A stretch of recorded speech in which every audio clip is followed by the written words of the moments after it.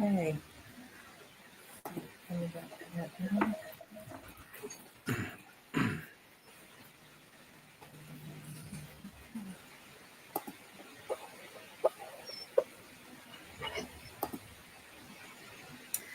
All right.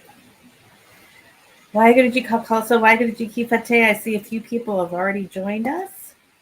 As you join in, just don't be shy. Maybe in the chat, go ahead and let us know where you're calling in from, where you're coming in from for the webinar.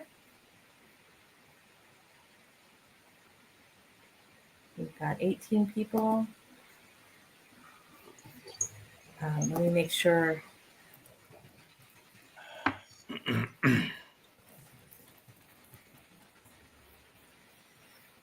Please go ahead. Satsiya Call, Kalvinder Singh Ji. Please go ahead and just send your greetings. Let us know where you're calling in from. Sacramento, California, welcome. Los Angeles, welcome. From New Zealand, Tejinder, great. Nod Singh, welcome. We're just going to give it a minute for people to join us. We're just now starting. Calling from, just Kiddikor is calling in from Toronto, California. Nod Singh is also from Sacramento, California. We're really glad to see everybody. New Delhi, Lekka, welcome. Satsiya Call from Toronto. Wow, Irving, California, Gurpreet, welcome.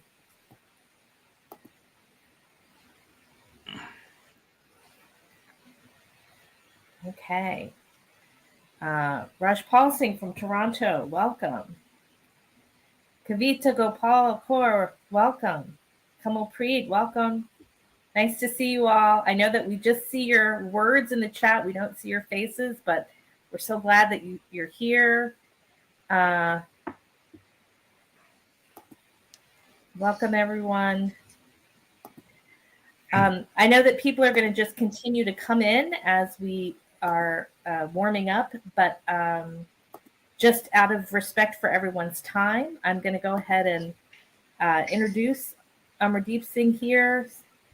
Sach Dudamkar from Tampa, welcome. Tampa, Florida. Pranita Kaur from Texas. More from Toronto. Sukhbir from Toronto. Paramjeet from Chicago. Welcome, everyone. Okay. Well, we appreciate everyone taking time out of your Friday, or maybe it's Saturday morning. For those of you calling from India, Dr. Allen from LA, welcome. So nice to see you in the chat. I'm so grateful to be here with all of you. It's evening time where I am. I know it's morning time where Amardeep Singh Ji is. My name is Ekon Karpor Khalsa, and I am the Executive Director for SeekNet.com. We've started this SeekNet Scholar Series this year as a way to help bring interesting people who are doing really fascinating research on Sikh history, Sikh theology to the global community to share their wisdom with all of you. And I want to just kind of say a word or two about Amardeep Singh before he begins his lecture. So Amardeep Singh Ji and I know each other for many years. In fact, I was thinking about it, and I think it was maybe 2015 when we first crossed paths. And Amardeep lives in Singapore. He was in the corporate world, but he had this real wonderful fascination with photography and a great talent for it. So he contacted SeekNet, and he would ask us to publish some of his photos. And that's how it started. We met him that way. He would send us photos and some of his musings or poetry. We would create articles on the SeekNet website. And then one day he left his corporate life and started doing more research into the history of Sikhi, the lost kind of heritage in Pakistan. And he's published 2 fabulous books. They're called books, but really they're more like tomes. They're just amazing collections. I have both books. You can see I like bookmark pages that are really important for me, but they're just amazing photography of the lost heritage of the Sikhs, especially in the Pakistan area. Some beautiful photography of different murals. And these works are just treasures for the whole Sikh community. They really tell through words and art kind of a visual story that we've lost about the past.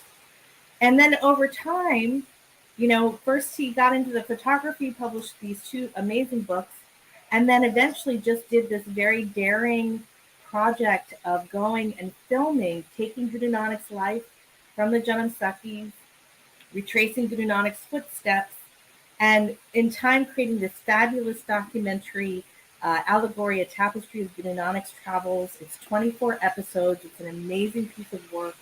It combines kind of present day filmography with the Janam Sakhis, with Kirtan, with quotes from Gurbani, and it's a real feast of learning kind of the history and the philosophy of Guru Nanak.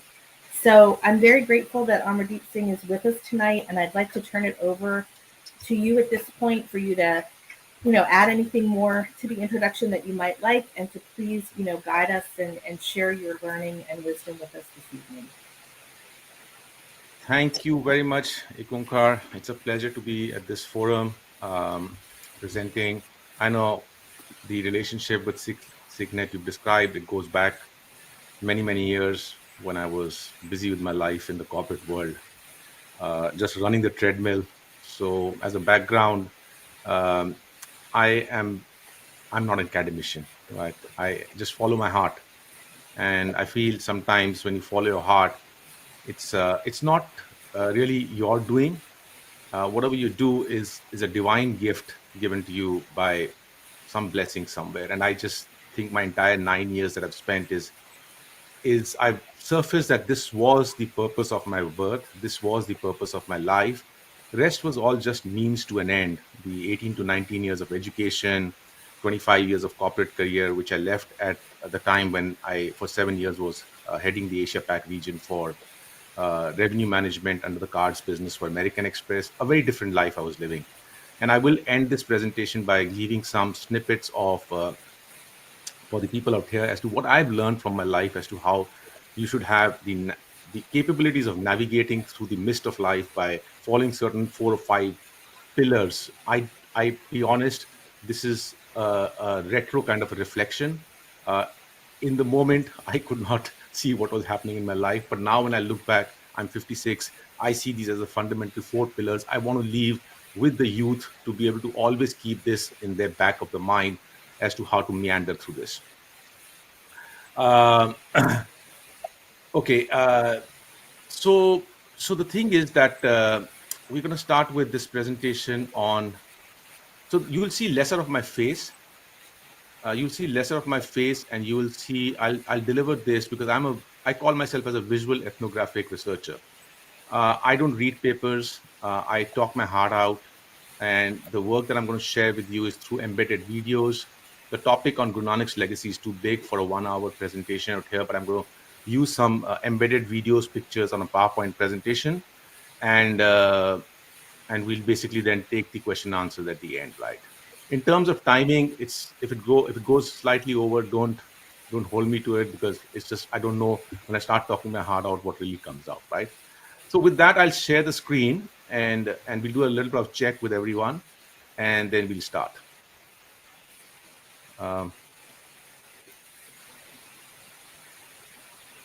Entire screen, okay. All right. Can everyone see my screen? Hey, Kumkar, can you just confirm you can see my screen? Yes, I can see your screen. Great, okay. All right. So the topic today is exploring the legacy of Guru Nanak.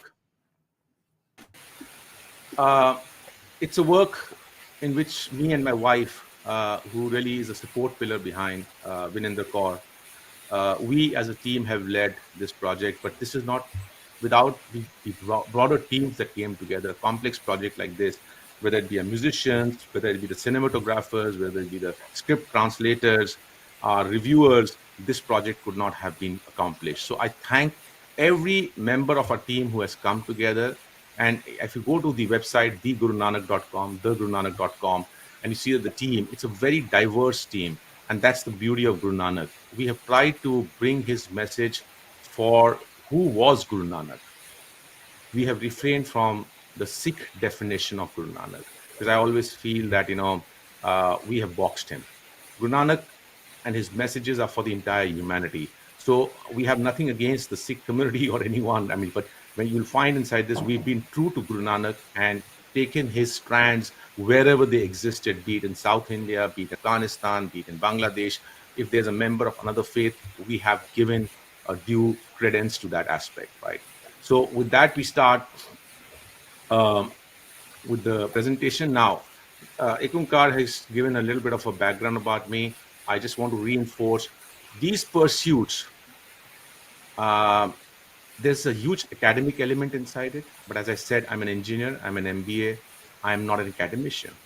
But I have lived a life from the age of 17 years where I've delved into many facets, and this comprises of layering of information and knowledge that has made me as to who I am today. I remember at the age of 17 years, I was very fascinated with the history because I was living in Uttar Pradesh, where there were very few Sikhs in that town. And my question was, who are we? Why do I look different? Why is it that my father insists on speaking Punjabi at home? And why does he say that we've lost everything? And if we lose our language too, we will lose everything. And in all those questions, I started delving into the history of the region of Punjab, Afghanistan, Sindh, Balochistan, and essentially Kashmir, the Indus region, as I call it. Little did I know that in 2014, when I left my corporate world, I did not leave to do this work. Let's not mince the words. I was getting transferred to Australia. I was at the peak of my career. I left it because I didn't want to move to Australia. That's it. That was the only reason. And rest is a divine gift. The meandering of my career into the documentation of the legacy is just something has happened very naturally, and I've accepted it. We've been 9 years into it. We've done two major bodies of work, which I'll share with you now, and we have a 5-year plan going forward, right? So where we're going to go into more projects, but we'll address that later on. But my expertise started from delving into the region of Indus, right?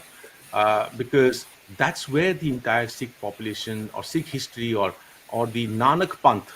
I refrain from the word many times Sikh itself because Nanak Panth was a much wider Panth which believed in Nanak. And over the last 100 years, we've kind of really boxed ourselves. So that entire history is of the history of in this region. Um, and in my first body of work was what you see in the second column, the two books, Lost Heritage, The Sikh Legacy in Pakistan, and The Quest Continues, Lost Heritage, The Sikh Legacy in Pakistan. Both are available on Amazon, but if you want, you can go to lostheritagebook.com, and both the books are there. From there, you can go into one of the Indian sellers and you can order from there also. So there are on the internet. Just go to lostheritagebook.com. In these two books, I mapped, along with the support of many local people. It's just when I say I, it's not me alone. It's many people who come together to do these works.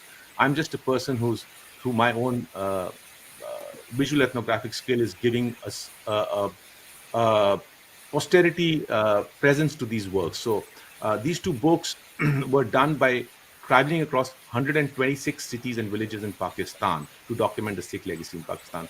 A lot of books and a lot of changes have happened since the early days in 2014 when I started, because that time the Sikh community was only focused on just uh, Nankana Sahib and Panja Sahib and just the Gurdwara aspect. What I was trying to bring about as change is that the entire history churned in these lands and we have forgotten. And the history of the Nanak Panth was not just related to Punjab. And that's the narrative which we see today, because when I go to Gurdwaras, they try and introduce us. They show the map of East Punjab. And I say, sorry, my narrative is not East Punjab. My narrative is the Indus region, and that includes East Punjab. And I am, for instance, of a Kashmiri origin, right? My father was from Muzaffarabad in Kashmir. Why shall I be boxed into the Punjab narrative? Yes, I speak Punjabi, I read Punjabi because that's Pahari Punjabi, but it's the narrative is much bigger. So what we did in these two books is we mapped the legacy remnants across Punjab in West Punjab. I'm not doing any work in East Punjab. That's not my focus. There are many people out there who can do work out there. So West Punjab, Khyber Pakhtunkhwa up to the Afghanistan border, Gilgit, Baltistan, Kashmir, Sindh, and Balochistan. These were the first documentations till date where 126 cities and villages to map the legacy across the entire region of Indus, not just Punjab. Thereafter, we did two documentaries called Peering Soul and Peering Warrior. If you go to the internet, you can look at these documentaries. They're freely available on my channel, Peering Soul and Peering Warrior. And then started this pursuit in 2018 mid as to the question as to what next. My projects typically are 4 to 5 years. I go into an isolation for 4 to 5 years, then I emerge with something and I offer it. And again, as we end this phase of the Guru Nanak docuseries project, we will be getting into a 5 year commitment going forward with another phase of the projects. But for now, I'm telling the story as 2018. I asked myself this question. Uh, I have delved into Guru Nanak's narrative from as far as I can remember, probably 21 years of age. Intuitively, I'd actually developed an Excel spreadsheet in which I have a curious mind as to I don't go by the today's WhatsApp and Facebook University kind of or the internet kind of a thing where Guru Nanak is being sent everywhere and anywhere except to the hearts of our people, right? So people are sending him to America. There's a YouTube video, Guru Nanak in America. There's a YouTube video. I mean, anywhere. You open a Gurdwara along the Indo-China border or Indo-Tibetan border, which is opened by an army. Give it about 15 years, and suddenly it'll become the narrative of Guru Nanak will come here. Guru Nanak has come here. I think we are trying to justify Guru Nanak and his travels. You don't need to justify Guru Nanak. You need to just step back and keep one principle in mind. Guru Nanak wrote nothing about his life. He wrote nothing about his life. The closest he wrote anything was Khorasan Khasmana Kiya Hindustan Daraya, about a social geographical aspect where Khorasan, the Central Asia, he came from Central Asia. He destroyed Hindustan, and he created instilled a feeling of fear. Whom is he talking about? Babur, the founder of the Mughal dynasty, but he still does not name Babur. So Guru Nanak has chosen not to tell anything from a historical aspect, and and yet we have, with certainty, we are trying to say that Guru Nanak came here, Guru Nanak came here, Guru Nanak came here. So you have to step back and say, sorry, faith always has people who write hagiographies. Hagiographies are basically accounts which are written by people of faith. All faiths have that. Some little bit of, you have to have an ability to understand hagiographies with an understanding that it's the people of faith who are writing, and people of faith will always have a biases, right? I will have a bias as an adherent of Guru Nanak, but then what are the earliest sources? And what is it that today we are writing? Is today the real thing, or we go back as close to Guru Nanak? So if you go to 65 years after his life, the real earliest text written by Gurdas are saying that Guru Nanak traveled far and wide. He's establishing that. He's saying he went to Makkah, he went to Baghdad, he went to Batala. So he went to Meru Parvat, right? He has established that he traveled far and wide. That's the oldest source. But he's not written enough to create a narrative out of it. Now, then you start moving the needle forward, and the earliest Janam Sakhi texts, which have been written up till 150 years, if you consolidate all that, what is it that you find as two things? There is a lot of commonality in them, or there are two, three things, I'll tell you. And there's a lot of commonalities in them. One other thing is that there are only two people traveling, and Bhai Gurdas says also in his Var that it's not Bala, it's Guru Nanak and Mardana who's traveling. So those earliest texts also confirm that Guru Nanak and Bhai Mardana are traveling. There's no third person traveling right now. And they do also establish that they traveled far and wide. They give a large repository of Guru Nanak's dialogues at each places, and that's the focus of this docuseries. The rest all is a mere excuse to understand Guru Nanak, because it really does not matter. It's what he said is the most important aspect that we are trying to focus on, right? And then the last thing is there are variances in them. You have to accept the variances because the people of faith are writing them. Guru Nanak has written nothing. But here's what happens 150 years after that is the narrative starts expanding, and the third person starts traveling, and the narrative has not stopped expanding since then. Guru Nanak has reached far and wide every place, and I will not try to get into hurting anyone's feelings because there are sentiments attached here, but that's not the body of work that we are focused on. We've taken a rational approach. Guru Nanak may have traveled further than what we have documented. I'm not disputing that. But as I said, our focus is to understand Guru Nanak through 260 verses in two-liners that have been documented in these 24 episodes based on the earliest texts. And Guru Nanak's narrative is not about Gurdwaras, because there were no Gurdwaras that time. Guru Nanak's narrative is what was the quest that was taking him to these multi-faith sites? What was he trying to have a dialogue? What was the actually objective of those discussions that he was having? That's what we're trying to understand. So this is a humble attempt to understand Guru Nanak. Let me show you a 4-minute trailer. The documentary series, for anyone who does not know, it's written here, thegurunanak.com. There are 3 versions that are already available on it. It's in English, 24 episodes. It's available in Punjabi with Gurmukhi script. It's available in Punjabi with Shahmukhi script, which is in the Pakistan side. When you speak Punjabi, you write it right to left in the Urdu script. It's available on there. On the 1st of March, we are releasing it Hindi, one episode every week. And we want to end this entire project by August, September. We will release the entire series in Urdu script. Now, people might think we're doing it for the Muslim population in Urdu. And I say, no, because in my pursuits, we have forgotten, the Punjab has forgotten, East Punjab has forgotten the large adherents of Guru Nanak who are still really living in Pakistan's Sindh and Balochistan region. I've had personal opportunity to delve with them. And it pains me when today's Punjab, in East Punjab, is defining who can and cannot keep Guru Granth Sahib. It just pains me. Who are we to decide this? It's a universal knowledge, and we cannot actually bind it to paper and decide who has the uh, the the vested powers to keep it and how to keep it. I think at the end of the day, it's the faith towards the words of Guru Nanak that's attaching people in these has attached for years and years, right? And we are depriving them of that aspect. So we are taking away Guru Granth Sahib from their places. And Sindh and Balochistan, I thank that they are isolated. It's a small community in Sindh and Balochistan of Pakistan, but it's a huge number of people, and their primary language is now Urdu. And I'm therefore making this last effort to do it in Urdu. We thank our supporters who have got us till here. It's not been an easy project. It's apart from the field challenges. We have never told our story. By the way, this is not a YouTube kind of a story where we are trying to put ourselves in the front and telling what we are going through as problems to do this. You'll never find this. You'll find seamlessly the narrator is actually just crossing borders. We never tell the story how we're crossing the borders, how we're getting access to the sites, because that's not the story. The story is about Guru Nanak. So with that background, I'll play this trailer and then we'll get down into more discussions on this. Can you hear it, Ekunkar? Yes, you can hear it.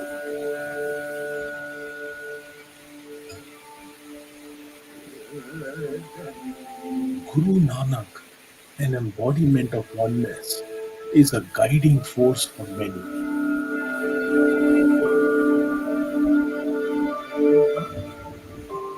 Born in the 15th century, Guru Nanak glided across distant lands for over 2 decades on an altruistic pursuit. To relate with people of diverse cultures and belief systems, he engaged in philosophical and social dialogue. Through the medium of words and music, he gracefully imparted experiential insights, fearlessly challenged the binary constructs of society, and relentlessly opposed gender, religious, racial, and class inequalities. Today, in the 21st century, geopolitical restrictions and cultural mandates impose immense challenges to trace Guru Nanak's extensive travels.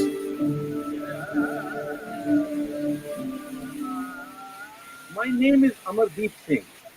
I retrace the life events of Guru Nanak as narrated in the earliest historical texts.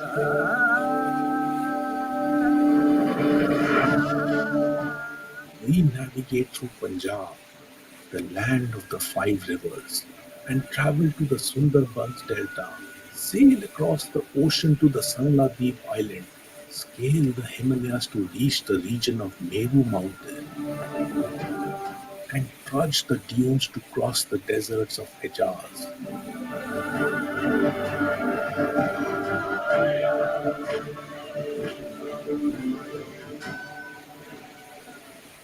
Guided by Guru Nanak, who saw no stranger, our team remains internally borderless while navigating through physical borders.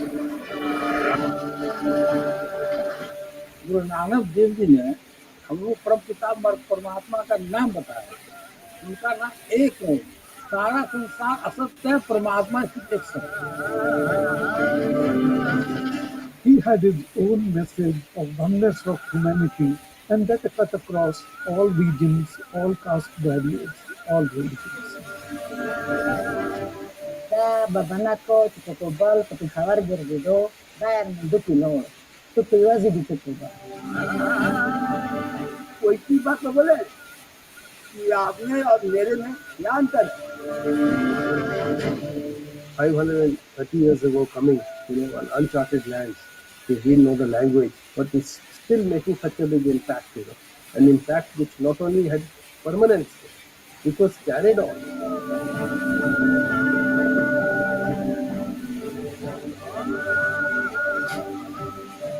ਉਹ ਕਹਿੰਦੇ ਇਨਸਾਨੀਅਤ ਜਿਹੜਾ ਹੈ ਨਾ ਉਹ ਸਭ ਤੋਂ ਵੱਡਾ ਮਤਲਬ ਹੈ ਇਨਸਾਨੀਅਤ ਦਾ ਉਹਨਾਂ ਨਾਲ ਪਿਆਰ ਉਹ ਪ੍ਰਚਾਰ ਬਾਬਾ ਜੀ ਨੇ ਵੀ ਉਹੀ ਕੀਤਾ ਬਾਬਾ ਗੁਰੂ ਨਾਨਕ ਜੀ ਨੇ Narratives associated with Guru Nanak's voyages are embedded with philosophical expositions that aid the mind's alchemy, akin to the unraveling of an allegory. Anecdotes from his travels evoke insights that facilitate navigation through the mist of life. Allegory, a tapestry of Guru Nanak's travels, a 24-episode docuseries. Join me in this humble attempt to understand Guru Nanak, an embodiment of oneness.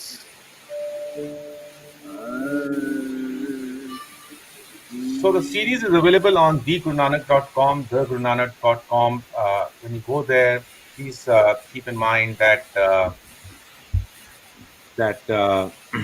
the series can be seen freely. We're not charging it. All our works are philanthropic in nature. People who support us, we have in our mind made very, very clear that through your support, we create content that are offered free of charge, right? So this entire series in all the languages is free of charge, right? So now, having said that, and I'll just give one piece of advice. It's an encyclopedic work. Do not be afraid of it. Spend time, take out 45 to 50 minutes a week. Make a discipline. See one episode a week. It'll take you 6 months to complete it.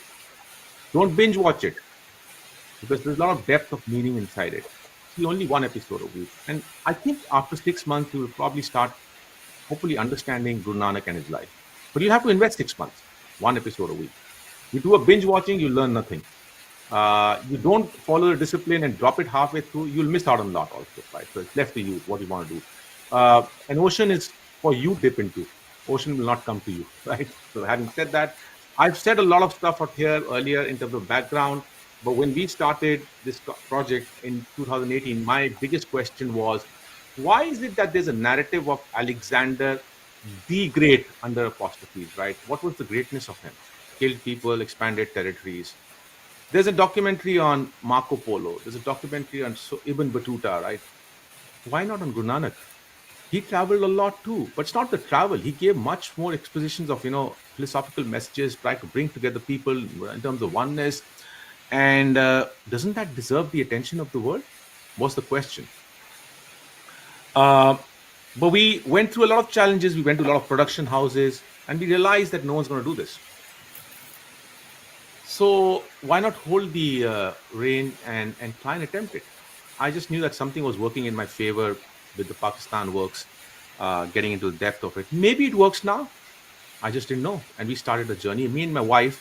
And I always say that, without the feminine energy along with us in this journey, going to Afghanistan, going to Tibet, with drones, with cameras, big cameras, a lot of challenges. I mean, you don't get permissions everywhere, but yet you have managed to complete the narrative. The feminine energy has also helped us a lot. So while she may not be on the face of it, but she has done the entire journey with the entire team, right? The team was fragmented, but let's get down to Guru Nanak's life. 1469, he's born. 1489, at the age of 20 years, you'll see this in the first episode. He asks Guru Nanak, he starts getting the desire to visit places of different spiritual congregations. He was very clearly on a pursuit in his life to strike spiritual dialogues. That's what was driving him. He was not a traveler to go and see places like we do today. His life was very much focused on dialogues. If you see from that perspective, then he's very different to Ibn Battutas and the Columbuses and others, right, who travel for trade or power, so on and so forth.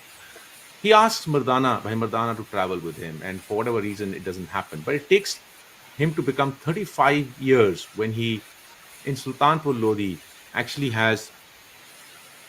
he gives a sermon when we, from the perspective of the traditional narrative, say that he vanished in the river for 3 days, right?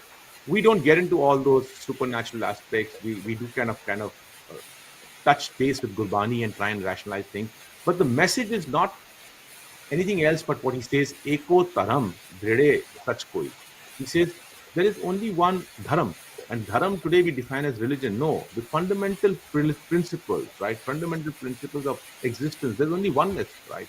And that's where, after that revelation and that revelatory message coming out from the Bain River, 1504, he starts his first journey with Bhai Mardana, which takes him towards the east from Punjab through UP, Bihar, Bangladesh, northeast Bangladesh, South India, Sri Lanka, West India, coming into Karnataka, Kerala, Karnataka, Andhra Pradesh, and Maharashtra, Rajasthan, and back into Punjab. That's the first odyssey, which takes him 17 years to complete. Thereafter, 4 years is the second odyssey that takes him to the north, to the Tibetan plateau, up in the Himalayas, and through Kashmir, coming back into Punjab, through Tilla Jogia in Pakistan and back. Takes him 4 years. Takes him another 4 years to do the third odyssey, which takes him towards the Islamic world, the Western world. And this takes him down to Sindh, Balochistan, Gujarat, Balochistan, and from there into Makkah, Medina, Baghdad, gets into Iran, gets into Afghanistan, and back into Pakistan's Nankana Sahib. Thereafter, he takes a break, a 2-year break, and he sets up a commune at Jammanwali, which we call today as, the village was Jammanwali. And it finds its name in the historical text, which is on the banks of the Ravi River, which today we call as the Kartarpur. But that's where he builds the commune. And people start rallying around him. A commune starts getting developed, right? In a very short span of time, he gains a huge acceptance between the Hindus and the Muslims. And thereafter, he takes the Bhai Lehna, who becomes Guru Angad later on, and starts his fourth odyssey, which is around Punjab, Rajasthan. And when I say Punjab, it's not East Punjab, it's the bigger, greater Punjab. Enters into Multan, Uch Multan, and comes back all the way into Nankana. It's a smaller odyssey, which essentially starts with his visit to Batala on the eve of the Shivratri Mela, again to have dialogue with the spiritualists, the Nath Jogis out there. And Punjab, Rajasthan, he travels, and then he gets back to his place. And thereafter, he has spent 22 years by now traveling. He's 57 years. He then thereafter spends 13 years in Kartarpur. He does not travel. He passes the baton to Bhai Lehna, who becomes Guru Angad. That's his life. 70 years of life, if we mapped it up right. Now, I have touched this earlier, so I'll just skim through this. I've basically talked about Guru Nanak is today continuing to travel. Not because he is traveling, it's because the men of faith, as they are traveling, they are taking him along with him. And these are where you have to be careful that when a person on the Facebook suddenly posts a post, or WhatsApp puts a post and shows it the Baku near Caspian Sea, a plate which has got Mool Mantra written, do not react to it. Get into the depths of it. Just because there's a plaque there of Mool Mantra does not mean Guru Nanak has come here. Everywhere today we see anything that is historical, we just say Guru Nanak has come here. Guru Nanak does not need to be taken by you anywhere and everywhere. Guru Nanak needs to come into your heart through his verses, right? And we have covered that Azerbaijan just as an example. We made a detour to show that under that plate it's written Baba Banke Das, the Udasin of Sindh, Multan area, people were traveling from these regions into the Baku, Central Asia for trade. And at the fire temple, they have set up this entire fire temple place where the Zoroastrians, the people of Punjab region, Sindh region would come together as traders and worship there. And there are Vedic mantras inscribed there. There's a Mool mantra inscribed there. The entire traditions were very different than what we have today, right? We have evolved. I cannot change the history, right? But we have to look at the history and see where it's coming from. So do not react. Wherever along the Indo-Tibetan border, where the army is opening up a place. Recently, I went to a place called Bumla Pass, right? And Bumla Pass is in Arunachal Pradesh, just close to the China border and Tibetan side. It takes a long time to reach there. There used to be, and I traveled there 20 years back. There used to be a army Sarv Dharm Sthal, which army opens as a congregational place where all the faiths congregate and of the army and worship. And soon that place developed into a Gurdwara. And today, Guru Nanak, the recent videos in the last 3 years, I'm seeing people are traveling there and saying Guru Nanak came here. Let's just step back. Right? Guru Nanak does not need you to take him anywhere. So I've told you this whole thing, and I'll not repeat this again. I've already talked about this. Okay. As per the oldest texts, Guru Nanak's travels are covering the region which is India, Pakistan, Afghanistan, Iran, Iraq, Saudi Arabia, Tibet. I'm not saying China, Tibet, because it's Kailash Mansarovar region, which today China claims Tibet, but it's the region of Tibet, right? Bangladesh and Sri Lanka. Those are the 9 countries as per the oldest text. I'm not disputing anyone else's belief. Don't get me wrong. You just followed a methodology. But in this methodology, the focus is 260 verses of Guru Nanak to understand what's his message. Okay. Sorry, I'm going back. And now I just want to talk about, when you see this docuseries, I want to give you the structure on how you have to see it. Because, out here, understanding Guru Nanak, the docuseries will make you understand. You have to invest that much of time. But I'm going to give you certain pillars out here. Okay. The entire focus of the docuseries is Guru Nanak. And that's the first box out here. The second box is the diversity. Guru Nanak's message of oneness is inclusive of the diversity, which unfortunately we are forgetting today. And then there are contemporary host reflections. These are the 3 pillars on which the entire construct of the allegory and tapestry of Guru Nanak's travels has been created. Now, allegory is a bit of a tough word. The Punjabi word is Sanat, Guru Nanak te Pandya di Ruhani Chha. Sanat is also a bit of a tough word, right? And I'll tell you why this word needs to be explained a bit, right? In Urdu, we'll call it as Tamsil, Guru Nanak ke Kadmo ki Ruhani Chha. What is Tamsil? What is Sanat? What is allegory? Allegory is essentially a metaphor, or not a short metaphor, a big metaphor that runs through a narrative, which is pointing directionally towards a message that lies elsewhere. And I'll try and explain that to you out of the first box. Why allegory? Because Guru Nanak's entire narrative is embedded with messaging, and the messaging has to be understood. You look at it actually at a surface level, you will fall into the trap of what many of our past people have done, is to say myths and mythologies. A lot of people come back to us and say, Janam Sakhis are all myths and mythologies. I'm saying, yeah, maybe. Who's saying that? I've never said that Guru Nanak has written these. Men of faith have written it. I'm not disputing that. But have you made an effort to understand what the Shabad that is along with that so-called myth and mythology, and understand the Shabad in light of what is that messaging that's being given? If you'll probably try and understand, don't discount your forefathers. They were creative people. When a person tries to draw something and tries to bring that into a form, it's his creative on a message that is being actually expressed. And you, because of your limited understanding, now say this is all myths and mythology and throw the baby with the bathtub, then you're not doing the justification to Guru Nanak itself. So try and understand his messages of your forefathers, what they're trying to write in the hagiographies into the oldest text. And so therefore the first pillar I'll focus on a little bit, right? Guru Nanak's narrative has been retraced as per the oldest text by visiting the multi-faith sites across 9 nations, which are documented, which are over 150 multi-faith sites that gets a documentation. These are Hindu sites. When I say Hindu, it's not the present definition of the Hindu faith, because what is Hindu as a word itself one can question, right? But it's the Indic culture. Because Indic culture had 6 philosophies, and in the 6 philosophies, there are what we today call as just a paintbrush Hindu. We are all from that Indic culture philosophies, and different regions, different faith practices were there, and he went through all that in the Indic subcontinent, right? Which expanded from present-day Pakistan, Afghanistan to the India and Bangladesh, right? He went to many Islamic sites, many Buddhist, Jain sites, and alternative traditions. Nath yogis, the Kanphatta yogis, the ones who would have their ears pierced, were the followers of Guru Gorakhnath, who was born in the 10th century.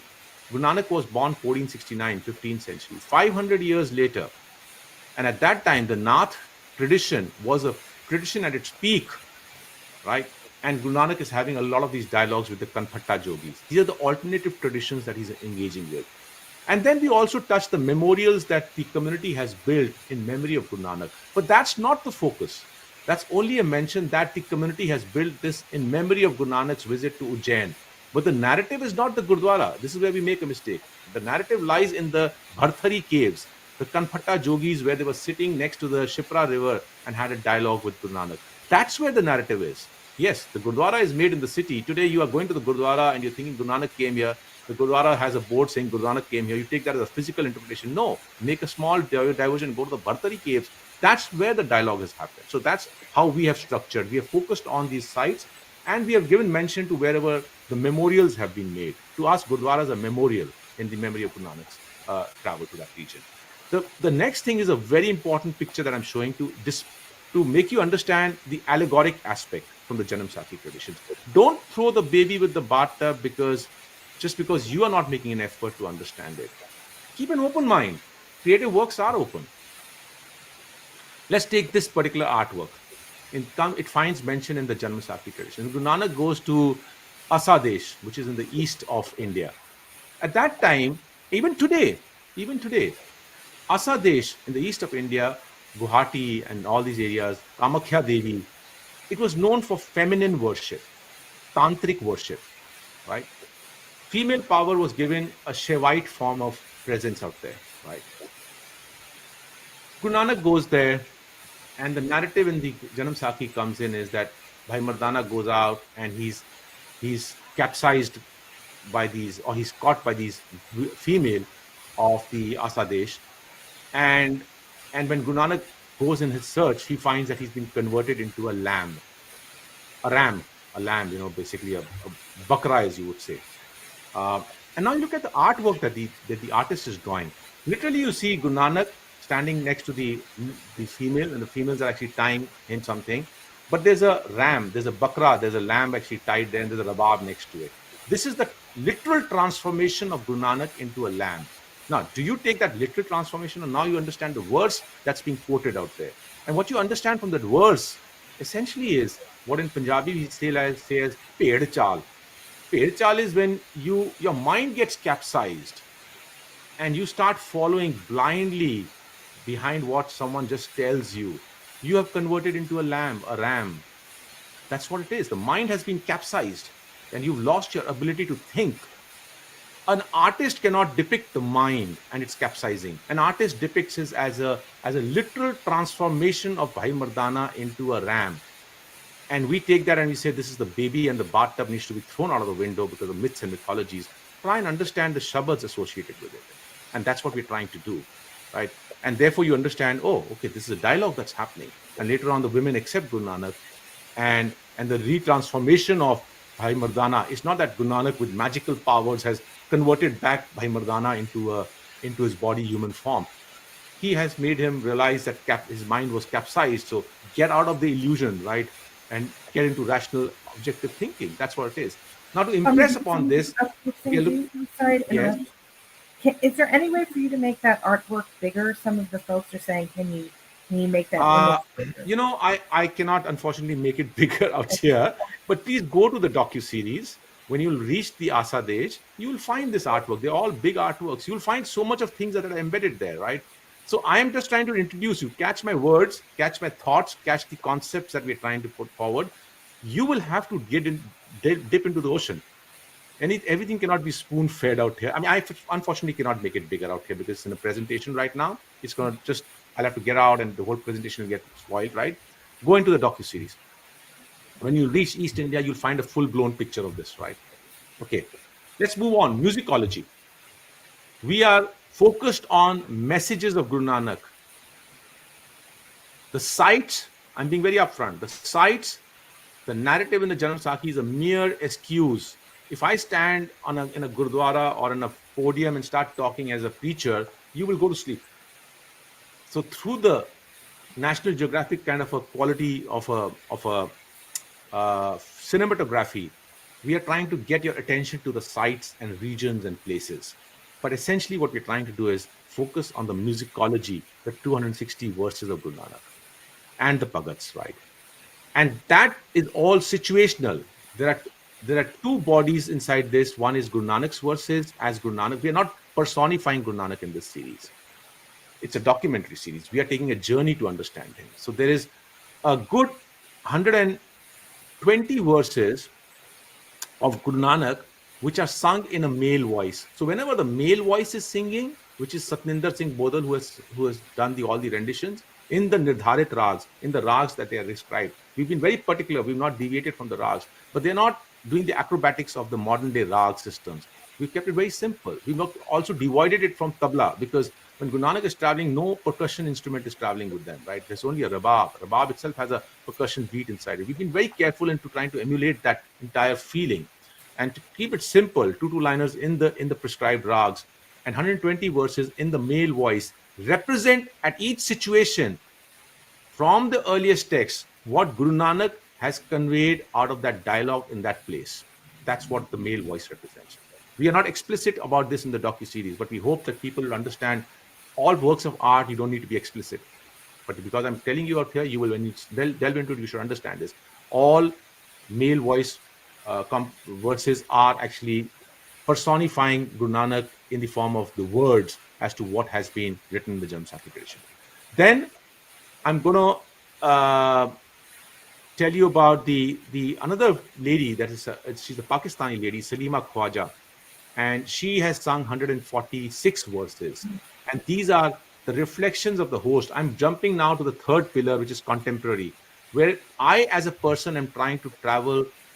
When I say I, there's a team that's traveling with me, but you're seeing my face, right? So let's not take the entire credit. There's a huge contribution from a lot of people, but yes, I as a narrative teller, I'm traveling, and I'm looking at the situations that I'm encountering 550 years after Guru Nanak's birth, and my mind starts contemplating on things that are working or have got fractured or have making me think about how far we have moved away, and we're trying to find solutions, or trying to find answers to those. I will never tell you what I think. I will make an humble opinion to understand that, right? But it's not my opinion that matters up here, right? So we look at the answers to those situations. So Guru Nanak's those contemporary situations are being understood from Guru Nanak's verses, from his body of works that he has given us, 900 plus verses, trying to find solutions to those, the answers to those, and having Salima Khwaja sing as a female voice, because the female voice represents my soul that's on a journey in the contemporary times. So whenever you hear the female singer sing, keep in mind, this is Guru Nanak's verse. This is the answer to that situation. But we applied our own mind into this to pick out those verses and try and put them into the scenario to understand what Guru Nanak would have tried to actually give us as an answer to this. It's our interpretation, right? So that's the contemporary aspect. The middle pillar is the diversity. Guru Nanak traveled for the message of oneness. That message today, unfortunately, like it or don't like it, we are responsible for having broken it. Guru Nanak, you cannot bind him to any isms or any boundaries. You have to be fair to Guru Nanak when you actually start his journey. More you understand him, he's beyond isms, he's beyond boundaries. His message is for the humanity. And as he travels, in his life, he makes a conscious journey 2 times to go to Baba Farid's place in Pakpatan, which is a Sufi shrine. Why does he go there? He writes Asa Ki War out there while at the Pakpatan shrine. A few shloks of it. But he is the one who's said to have been responsible for collating, at that time, the 11th successor of Baba Farid's shrine. Baba Farid Sani was there, and he, through his help, collates the writings of Baba Farid. Why does he bring it to Punjab? Writes it in Pothis. Guru Granth Sahib has not taken the form as yet. Why does he do that? He believes in inclusiveness. Diversity has a space in the oneness. And today we are forgetting that. We are no one sitting up there into an ivory tower. Don't get in this false thing that you're better than the others. Everyone is equal. And that's the message of Guru Nanak. There is a saying that Guru Nanak and Kabir met. I'm saying saying. There's no text that can prove. A lot of writers say that they met. A lot of them disputed. We are not passing a judgment on that. But they were contemporaries. The fact remains that the largest repository of Bhagat Kabir, the Kabir Ji's verses from UP belt, came to be enshrined in Punjab through the lineage of the Sikh Gurus And it was not in UP. The writings of Bhagat Kabir in the form of Bijak has only been documented in the last few decades. It was centuries back that in Punjab it was consolidated. Now you look back then, okay, Jaydev was 250 years in Bengal before Guru Nanak. Guru Nanak didn't go to his place. But somehow from Bengal, the verses came into Punjab. Namdev ji was was born in the Varkari tradition in Maharashtra. Uh, there are 14 such Indic tradition saints, and we have given space to them, even though Guru Nanak has not met all of them.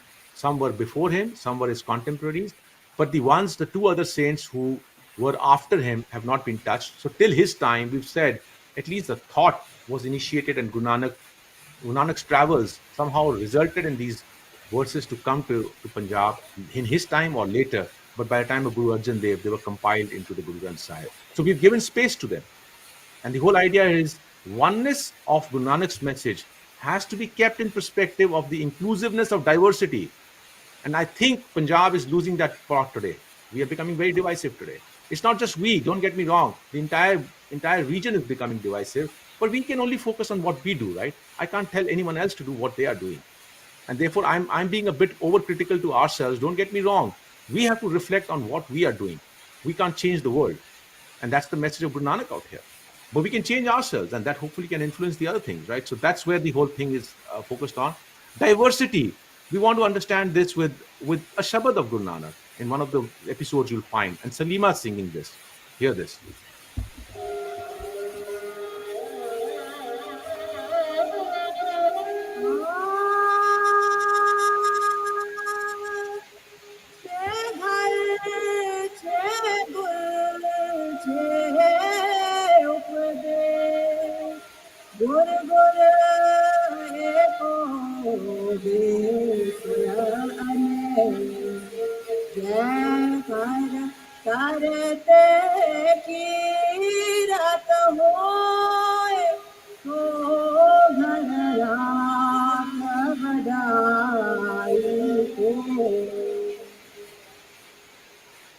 Open-mindedness to discuss and assimilate diverse philosophical views has historically been a unique strength of the Indic culture.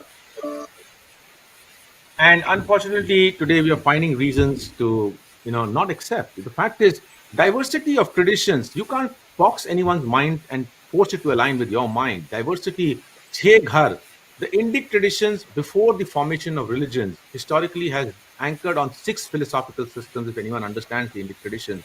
Sankhya, Yoga, Vedanta, Mimamsa, and so on and so forth. There are 6 traditions, right?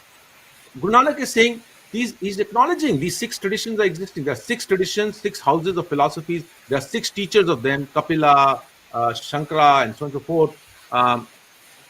But he says, amongst all those diverse traditions, I praise the one in which the unity is contemplated upon. He's not denying them, he's not discarding them, he's accepting that all thoughts can exist. And that's the principle of the series. We have to learn Guru Nanak from his inclusiveness message of oneness, right? Yes, Guru Nanak had his own mind. Guru Nanak, don't get me wrong, Guru Nanak was an advocate of monism, not monotheism as the Abrahamic faith. All the books by English authors till date I've read have always said Guru Nanak was a monotheistic founder of a monotheistic faith. Monotheistic is already anchored in duality. When you say God is up there like an Abrahamic religion and God has to be aspired to, then you know what? After you die, you're trying to aspire to something. That means you already created a divide between you and something else. It's not monotheism is not monistic oneness in one message inside, because you've created a duality inside it. You've differentiated yourself from that so-called entity that is not within you. And Guru Nanak actually is monism, or you can call it pantheism, whatever you want to call him. But everything is one. When Bhagat Ravidas is saying Tohi, Mohi, Mohi, Tohi, Antar Kaisa. Between you and me and you, it's not you and me as 2 human bodies. Even take divinity and us. What is the difference? And that's the message we are all. The colonial writers gave us the Abrahamic thought, and we literally wrote down the same thing as the form of monotheistic faith. It confused me a lot for many years. Knowledge has to be understood. You cannot take it on spoon feeding. Have the ability to understand, right? For many years, I believed I was a follower of a monotheistic faith. till I started understanding the verses were not matching with this. And then I understood, no, Guru Nanak is a very inclusive person, a oneness of the entirety of the existence. At the end of the day, when we die, we just become five elements. Where does the so-called thing that's making me speak go? No one knows. Guru Nanak says that, right? So that's the essence. Now, the oneness today, unfortunately, is all fragmented. And you'll find these pieces in the contemporary times that we focus on in terms of our docu-series. I'll show you one element of that. In Afghanistan, we went and it was a very challenging phase to get into Afghanistan. But today you can't even do this, right? We were there in 2019, I think May or June. But here's some Afghanis who actually were still following the tradition from their father who used to sing in the Gurdwaras. There used to be 350,000 Sikhs and Hindus in Afghanistan at one point of time. Today, in March, April, May 2019, when we went, were reduced to 1,200. Today, I think not more than 150 are remaining there. But we had to really find these people and help them, because their generation before used to sing in the Gurdwaras. They're Muslims, right? And I had to really tell them, take 2 days, but think about what your dad used to sing. And then they came back and sang. But they had not sung there for a long time, right? So one generation had passed by. But these are the strands that we've forgotten. And از خودی با مردم اهل ولود و سکای اجزای کلام شدیم و به این قابل پیدا شدیم و خدمتتان عرض کنم که من موسیقی را شاید داشتم و یاد گرفتم، موسیقی را تعدادی یاد گرفتم و همین چیزهای مذهبی هندو و سکا را یاد گرفتم که فعلا من درس میتونم بنی درانسالا و گدواره هندوها و سکا اینا را هم درس میتونم و برای شما یک بعد برسونم که ما چیزایی که از بابا نانک سا یاد گرفتیم همیشه این چیزها را یاد گرفتیم و یک شعرش پر پروان کتے قرآن کوتی پندت رہے قرآن نانک نام پیا رحمان کر کرتا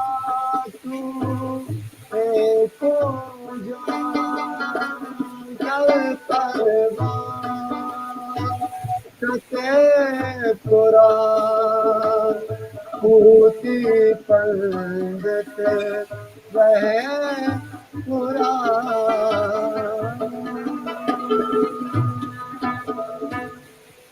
in leaving from and moving on to the next slide, I just want to leave a small thought for your critical thinking, right?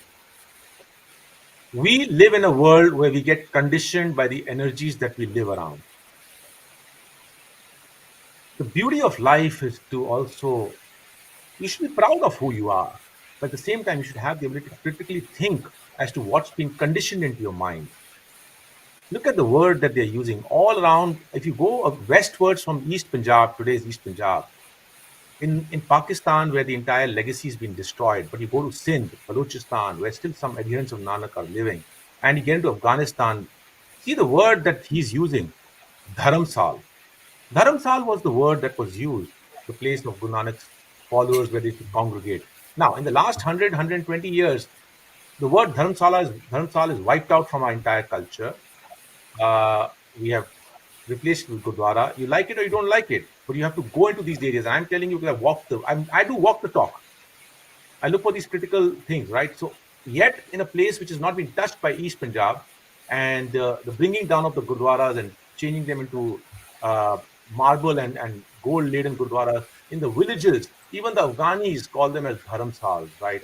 You find them in Sindh and so on and so forth. This word, when you look at Kartarpur, in episode 24, I said Jamanwadi, Guru Nanak opens a dharamsal, right? The words also transform. So all I'm trying to say is, as you delve into this narrative and try and understand Guru Nanak, have the ability to accept and have some critical thinking around, because thought has gone into actually bring in some elements of past. We are not trying to say one is better or one is worse. I'm not trying to dispute Gurdwara versus Dharamsal. I'm just trying to leave a thought for critical thinking that always look beyond the conditioning, right? Pre-partition really impacted the pre-partition cultural influence of Guru Nanak, as we have seen from the docu-series. In fact, even when you see the South India places, the Nanak Panthis, the followers of Guru Nanak, even from the Hyderabad state, Chandu Lal, In fact, today when you go to Kartarpur and you look at the Dera Baba Nanak, which is on the India side, you go to the main Gurdwara there. On the board, look at it critically.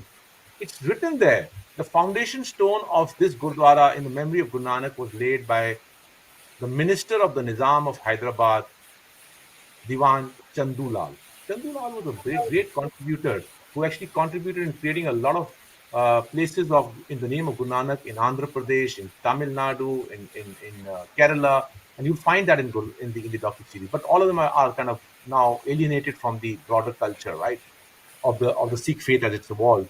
But I'm not showing the South India because culturally it was not a huge influence, unless, and you'll find in Kerala, the last standing Sikh, because the Dravidian movement at the time, about 60 years back, a lot of the outcast people of the Kerala region adopted Sikh form, right? But out of that, unfortunately, we've not kept them properly, and we've not even, Punjab is not even actually engaged with them. Only one last person, Colonel Lakwinder Singh, is left, who's actually a Keralite. He has nothing to do with Punjab. His forefather embraced Sikhism, and we've not been able to keep them inside the net, right? So these kind of aspects, the Guru Nanak's love actually spent deep down into South India also. But the broader influence was in this region, that Afghanistan and Indus region, and going up to UP, Bihar. You'll find when we go into UP and Bihar, pardon me for using this term because some of them, our conditioned mind will not accept this, but we try to be neutral to Guru Nanak. The Udasin tradition did a certain amount of work in terms of spreading the faith of Guru Nanak. Yes, you can say that there were a lot of corruptions and this and that. Well, are we not corrupted today also? So who are we to pass judgments, right? As humans, you will always get corrupted. But they did their contributions, right? And I can tell you only one thing. I've seen the love amongst the older generation, the ones who are 80 and 85 years above. They read the Guru Granth, they know it by heart, but they refuse to speak to a person who's wearing a turban and comes to actually try and film them because we have alienated them. The politics in Punjab, how it's evolved in the last 100 years, has defined who we are and who the others. When you define who you are, you also define who the others are not. And my heart pains. I'm trying to see the commonalities and the links of Guru Nanak, right? So this was the entire cultural influence. Uh, the divide of creation of Punjab of India and West Pakistan divided a region which was congruent into two political boundaries, and that impacted the entire thing. Our forefathers got dispersed; they had to reinvent themselves, and in the process, they went into diaspora and so on and so forth. But I think the seed of our divide is this line, which is the Ratcliffe line. Because culturally, we also actually face the experience. And I'll tell you what happens. When you divide it, we talk about the Ratcliffe line. I'm trying to tell you, when you divide on this line, culturally, what happens? So look at these two lines. One is the line that's dividing Pakistan and Afghanistan, which is the Durran line, and the Ratcliffe line, which is dividing India and Pakistan. When you draw a line, which is Ratcliffe line, which divides India and Pakistan, we often forget the natural consequence of that is the Durran line, which also divides another congruent culture, is the Durran line, which is dividing the region of Pakistan and Afghanistan, where also you have now been alienated. So a culture which was this spread now suddenly has got divided by two lines. And therefore, what happens when two lines in Afghanistan, if anything happens, if let's say if it was one nation, the cultures swell or contract, and people would have moved left or right or wherever they would have gone, but now the political boundaries don't allow them to move. So either they go into the diaspora, actually they parachute somewhere else, or they get impacted because of the political turmoils in those regions, whether it be Afghanistan, Pakistan, or India, and you compartmentalized. A culture which was spread like this is now fragmented not into just India and Pakistan, it's fragmented into three distinct geographies on the west side. And that's what has impacted our Guru Nanak's Panth, apart from the fact that what we have also seeded in terms of defining of who a Sikh is, that is also leading to all these alienations from Guru Nanak's ideology, right? Now, let's look at how the political divide impacted Bhai Mardana's legacy. Suddenly, the entire Muslim bards who used to sing Guru Nanak's, they were living in East Punjab, many of them, they were in Lahore, they were all over. But because they were Muslims, and in that turmoil, many of them had to leave. So Goindwal Sahib, in fact, you'll hear in the docu-series, these descendants of Bhai Mardana's lineage are talking about pre-partition in the Delhi, in Rakabganj Gurdwara, they used to be having their chokis. They used to be performing kirtan there. They had their slots allocated there. Entire thing is gone. Today, These people, the father of these people that you're seeing, who went into Amritsar a few years back, were not allowed to even sing in the Darbar Sahib in Amritsar. And it surprises me, a person like Guru Nanak, who stood for women's empowerment, women's equality, is still not allowed, women is still not allowed to actually sing in the Darbar Sahib. This is not Guru Nanak's vision that we are actually implementing in our conditioned mind today. Hear what they're saying. ਤੇ ਮੁxtਲਿਫ ਗੁਰਦੁਆਰਿਆਂ 'ਚ ਰੂਬਾਬੀ ਖਾਨਦਾਨ ਜਿਹੜਾ ਸੀ ਹਜ਼ੂਰੀ ਰਾਗੀ ਦੇ ਤੌਰ ਤੇ ਆਪਣੀਆਂ ਡਿਊਟੀਆਂ ਸਰ ਅੰਜਾਮ ਦਿੰਦਾ ਸੀ। ਗੋਂਦਵਾਲ ਸਾਹਿਬ ਭਾਈ ਲਾਲ ਜੀ ਦਾ ਜਨਮ ਹੋਇਆ ਤੇ ਸਭ ਤੋਂ ਵੱਡੇ ਤਾਇਆ ਜੀ ਹਜ਼ੂਰੀ ਰਾਗੀ ਤੇ ਸੀਸਗੰਜ ਗੁਰਦੁਆਰਾ, ਔਰ ਸਾਡੇ ਦਾਦਾ ਜੀ ਔਰ ਸਾਡੇ ਨਾਨਾ ਜੀ ਭਾਈ ਚਿਰਾਗ ਸਿੰਘ, ਇਹ ਹਜ਼ੂਰੀ ਰਾਗੀ ਸਨ ਆਪਣਾ ਗੋਂਦਵਾਲ ਸਾਹਿਬ ਗੁਰਦੁਆਰਾ ਸਾਹਿਬ। ਜਦੋਂ ਪਾਰਟੀਸ਼ਨ ਹੋ ਗਈ ਦਾ ਜਿਹੜਾ ਸਿਲਸਿਲਾ ਸੀ ਉਹ ਬਿਲਕੁਲ ਖਤਮ ਹੋ ਗਿਆ। ਭਾਈ ਲਾਲ ਜੀ ਇੱਕ ਬਾਅਦ ਸ਼ਖਸੀਅਤ ਸੀ ਆਸ਼ਿਕ ਅਲੀ ਭਾਈ ਲਾਲ ਮੇਰੇ ਵਾਲਿਦ ਸਾਹਿਬ, ਕਿ ਜਿਹੜੇ ਕਿ ਆਣ ਕੇ ਉਹਨਾਂ ਨੇ ਥੋੜੀ ਦੁਸ਼ਵਾਰੀਆਂ ਤਾਂ ਪੈਦਾ ਹੋਈਆਂ, ਲੇਕਿਨ ਆਣ ਕੇ ਉਹਨਾਂ ਨੇ ਕਵਾਲੀ ਸ਼ੁਰੂ ਕਰਤੀ। 19ਵੀਂ ਪੀੜ੍ਹੀ ਆ ਗਈ ਹੈ, ਮਿਹਨਤ ਮਜ਼ਦੂਰੀ ਕਰਦੇ ਸਾਰੇ, ਤੇ ਜਦੋਂ ਆਪਣੇ 4 ਮੇਲੇ ਲੱਗਦੇ ਨੇ ਤੇ ਜਦੋਂ ਸੰਗਤਾਂ ਆਉਂਦੀਆਂ ਨੇ ਅਸੀਂ ਕੀਰਤਨ ਕਰਨੇ, ਲੇਕਿਨ ਛੱਡਿਆ ਨਹੀਂ। ਔਰ ਸਾਡੀ ਪੂਰੀ ਕੋਸ਼ਿਸ਼ ਹੈ ਕਿ ਇਹਨੂੰ ਛੱਡੀਏ ਨਾ, ਔਰ ਗੁਰੂ ਨਾਨਕ ਇਹਨੂੰ ਅੱਗੇ ਤੱਕ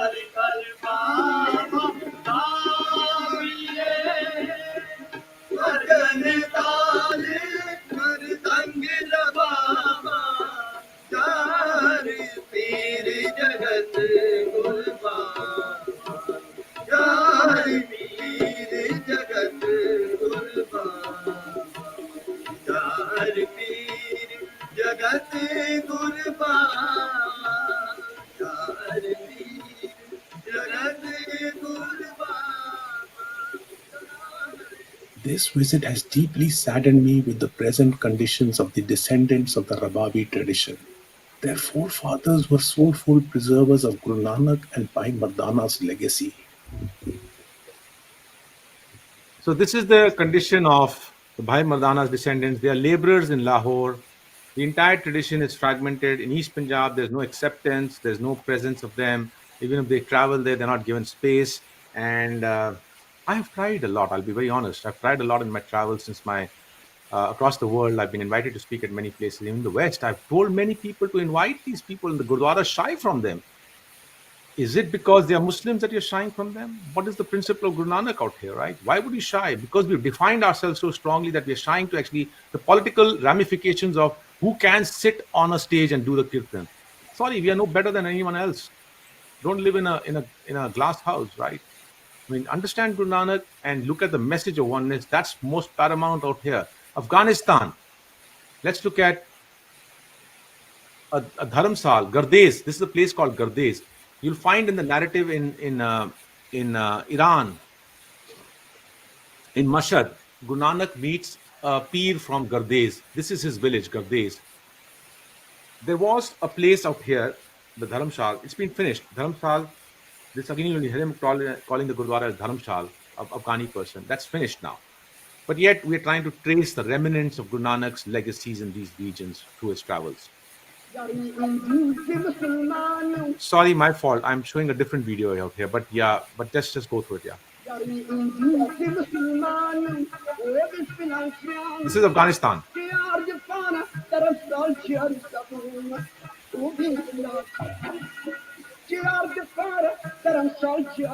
We are standing at the site where once existed the Gardes Gurdwara. This Gurdwara got destroyed in the political unrest in Afghanistan. The Gardes-based Nanak-Panthi community has now dispersed from the city. اسم من اکرام الدین است، از ولایت پکتیا مرکز گردش در بازار کنه. پلان که شما مشاهده میکنین همه پلان در امثال سال هستم که ما بسیار خود بودیم من از 30 سال 35 سال پیش کسا که بسیار خود بودیم در امثال جور بود رفت و آماد داشتیم در امثال از یا در خانه از یا حتی در تویای از یا اشتراک میکردیم ما در مراسمی که مذهبی از یا می بود ما را دعوت میداد می آمدیم در اون اشتراک میکردیم خلاصه گپی که چل خود بچه بودم ما که ما میشناسم حتی خلاولی رفتمان فامیلی دفاع خطیز داشتیم دیگه حالا آماده دیگه در امثالشون هم به این یارت از خانه هایشون هم تکه تکه و پارچه شده دیگه خواهش ما هم نیست که جوش و پس حالت سابقه بیاد اینجا ما خوشحال هستیم. Sorry, yeah, it was the right video which I showed, but yeah, the key thing out here to remember is that when I often you'll find in this entire presentation, I'm using the word Sikh Nanak Panthis. Right? When I say Nanak Panthis, it's not defined by the present definitions of what a Sikh is, right? It is bigger. It's the followers of Guru Nanak, right? And that is a bigger paintbrush in which I see the canvas is bigger. And yes, before the word Sikh got kind of firmed up, if you look at all the Persian texts, the Persian travelers in the post Guru Gobind Singh period, right up till the formation of the empire in Lahore by Ranjit Singh, refer to our community as the Nanak Panth, right? As we have defined ourselves, Sikh word was also there, but as we defined who a Sikh is, we have alienated the Nanak Panth. And that's why there are two words. Nanak Panth is not necessarily the Sikh definition, but it's a borrowed followers of the Guru Nanak. I'm coming towards the end now. Sorry, I'm a bit over time out here, but I've just, as I said earlier, I just talk my heart out, sometimes a bit slower. But Sindh and Balochistan, right? So when you go down south, you go into the lower Indus region, 50 kilometers east of this Indus River, where the 5 rivers come and merge below Multan, and then it becomes Indus, which goes into the Arabian Sea. 50 kilometers east of it, and going right up till into Balochistan, up till Afghanistan. The entire legacy has been wiped out. Sindhis have moved out, the Balochis moved out, but there are still a lot of them living there, and that's why we're trying to do the Urdu version of Guru Nanak Docuseries for them, right? But this entire shaded region is actually what I call as the Nanak Panth region, right? Because from a East Punjab perspective, you'll call them as Hindus, but you might have issues around why are they looking at the Gita along with Udero Lal Granth, and why are they looking at Guru Granth Sahib along with that? You know what? I'm not getting into all that, right? That's your definitions of what's right and wrong. But to me, what matters is they have Guru Nanak as an integral part of their belief system. That's what matters. When a person in Sindhi like Dada Reva Chand, and I've shown my second book also, and he's there in the docu-series in one of the episodes. He talks about he's done a translation of 20 of the entire Guru Granth Sahib in 24 volumes of the entire Guru Granth Sahib in the Sindhi language, right? Do you think he's anywhere less passionate about Guru Nanak and his philosophy? He spent so much of time doing it, and the person has printed 2,000 copies of each of the volumes, and unfortunately, there are no takers. That's his passion that he's doing it, right? So this is the region where I'm showing in Shikarpur. Look at this in Shikarpur, a darbar. So in Sindh, you have two things. You have gurdwaras and darbars. Darbars are where syncretic worship takes place. Guru Granth Sahib will be a part of it, but you will have to accept the fact that they have a syncretic form. They'll have other elements inside it. Gurdwaras which are there, then they are pure 100% like the Punjab style. So there are two styles that exist in Sindh.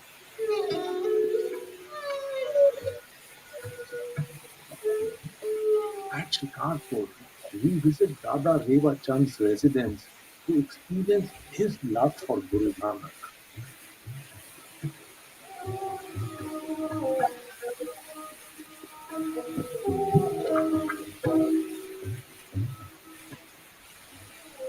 दंडवत बंदनानक बार सर्व कला सुमरत दोलन तेरा को प्रभु नानक ते करत व्रत व्रत वर भाइयो पढ़ियो तो शरणाए नानक की प्रवेनती अपनी भगती लोकल जो लोग हैं ना वो सिंधी नानक पंथी है गुरु नानक को वो मानते हैं बलोची भी जो इधर आते हैं जो हमारे कम्युनिटी के हैं खासतौर पर हिंदू वो भी मानते हैं जो भी हमारे यहाँ मंदिर है किसी भी उससे रीजन उसमें गुरु ग्रंथ साहब जरूर रखा हुआ है गुरु नानक ने जो भी मैसेज दिया है वो प्यार का दिया है लो किसी निम्रता रखो मन माया मन दाया मनु पंखिए आकाश दुश्चर शब्द निवारिया मन आकाश में विकदड़ पखी वांगुर माया जे पुठियां पियो डोड़े।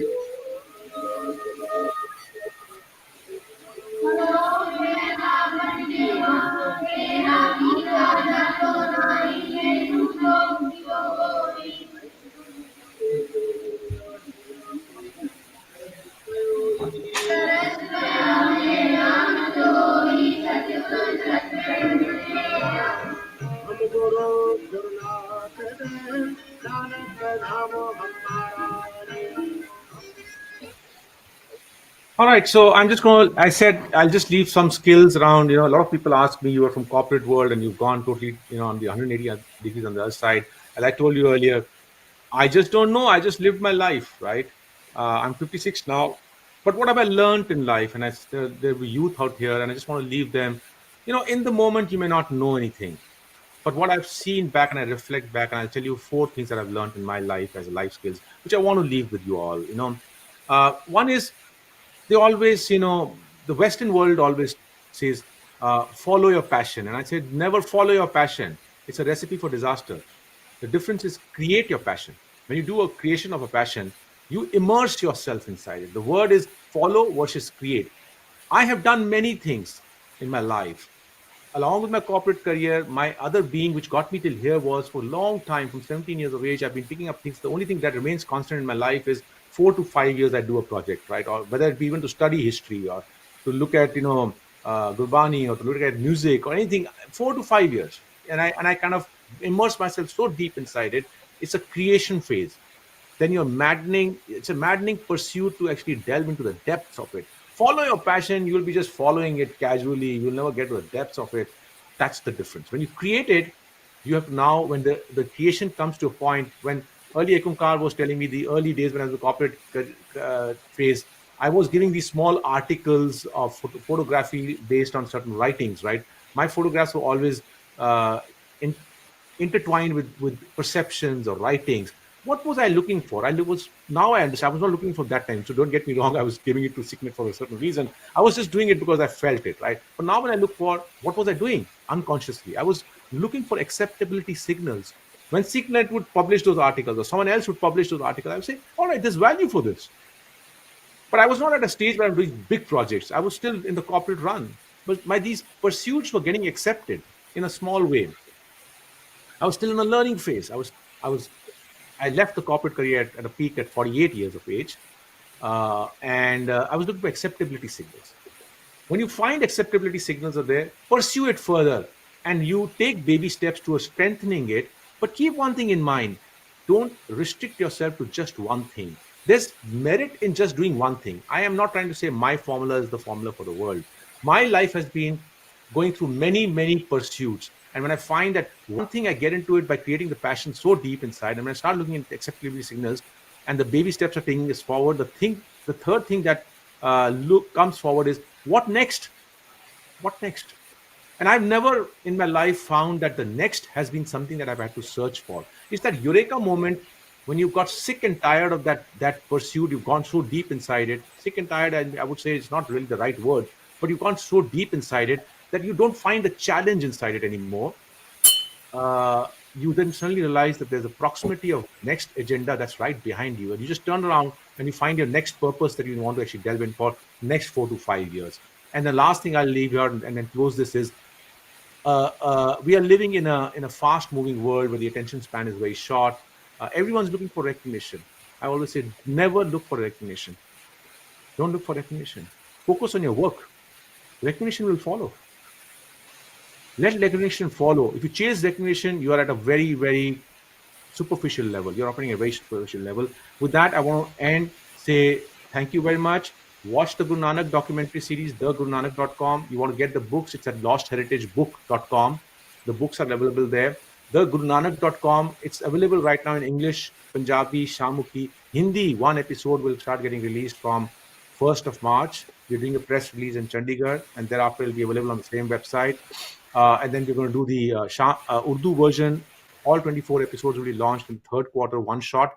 And hopefully, by our plan is by the fourth quarter, we will move the content to YouTube. Keep in mind, a lot of people ask me, why is it not on YouTube? You know what?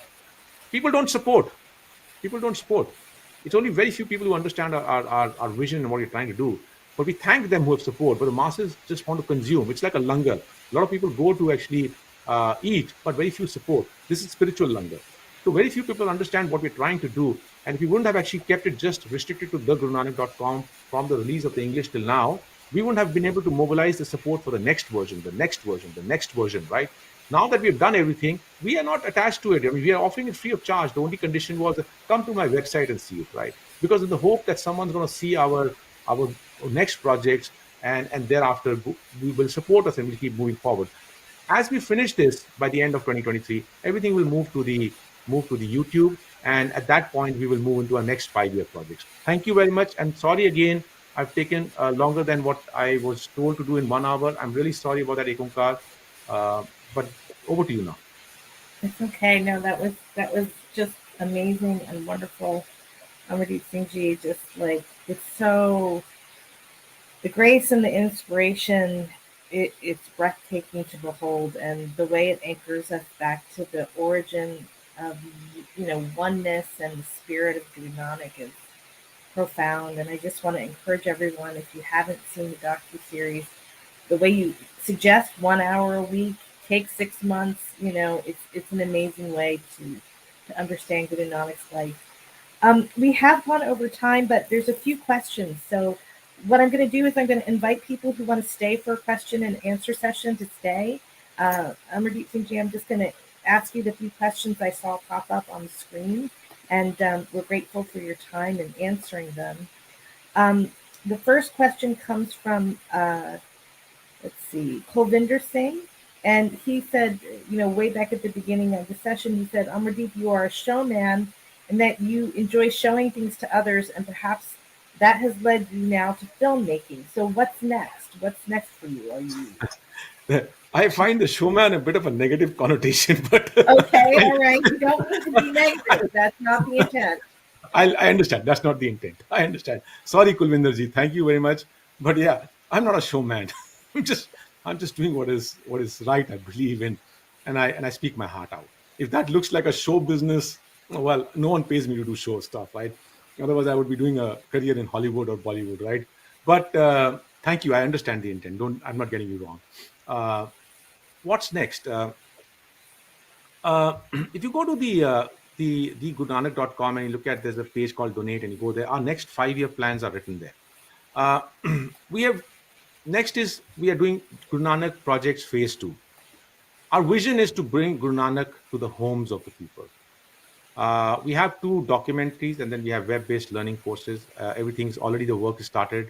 It's going to take us 4 to 5 years to complete it, but it's again a mammoth task.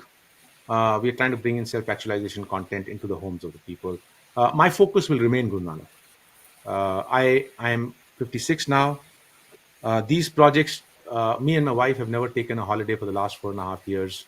Holiday in the sense, we recently went to Morocco after a long time, but our entire pursuit of filming may seem like a holiday to the others, but it's a very, very challenging task, kind of meandering through the filming. But literally every Saturday, Sunday is a working day for us. We work about 16, 17 hours a day. But it is the intensity that makes you do it. We don't have any teams. It's just the 2 of us, and we hire people for editing and so on and so forth. It's a very intense job.